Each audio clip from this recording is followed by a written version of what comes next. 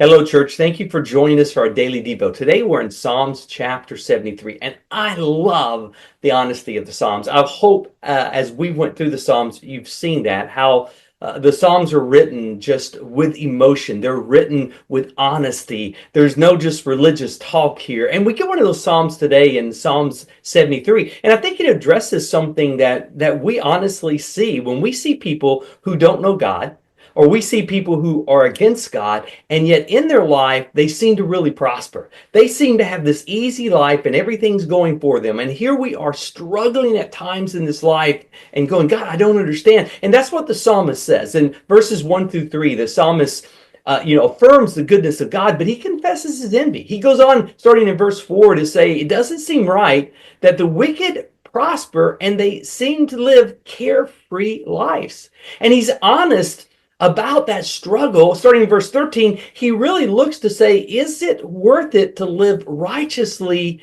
if those who don't even know him seem to have such a good life? But at verse 17, there's a turning point when in God's presence, he sees the true end of the wicked.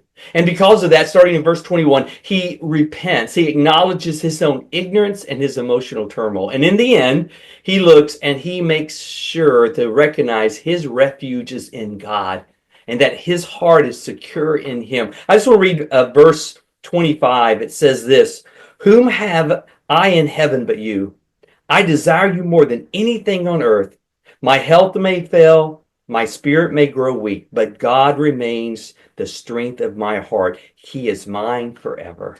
See, the psalmist was realizing, though those who don't know God may seem to have easy lives now, when you look at our life that is at most maybe 100 years, and you look at eternity that is forever, do we really want to exchange those things? I think of the New Testament when Christ tells the story of Lazarus and the rich man. Remember, Lazarus was the poor beggar who had nothing, had a horrible life. He was sick. He had, scabs, and dogs licked his wounds, and he died. But when he died, he ended up being in the bosom of Abraham. He was there, in pleasure. And yet the rich man dies and he's in hell.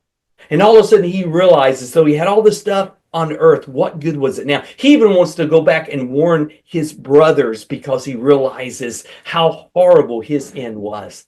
Well, see, that's kind of the picture. We have to be careful to understand there may be people who have a lot more, quote, stuff than we have now. I wouldn't say they have more peace, but they have more stuff. But in the end, they aren't taking the stuff with them. And the greatest thing you can do in this life is make sure you're connected to God. The second greatest thing is to help others connect to God. Because in the end, all this stuff is gone. In the end, what really matters is that which is eternal. That's why Paul says we don't focus on that which is temporal, but that which is eternal. And one day to stand before God and hear those words, well done, my good and faithful servant. Wow, won't that be worth it?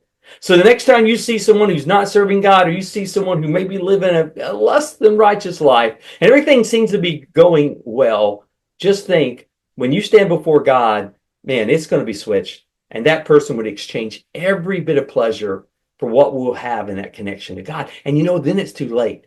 That's why we don't want to only learn from this. We want to be a witness to those who don't know God, to say, listen, stuff is great, but you can't take it with you. The most important thing you do in this life is make sure you're ready for the next. Guys, thank you for joining us for our daily Devo. I hope you'll continue with us tomorrow.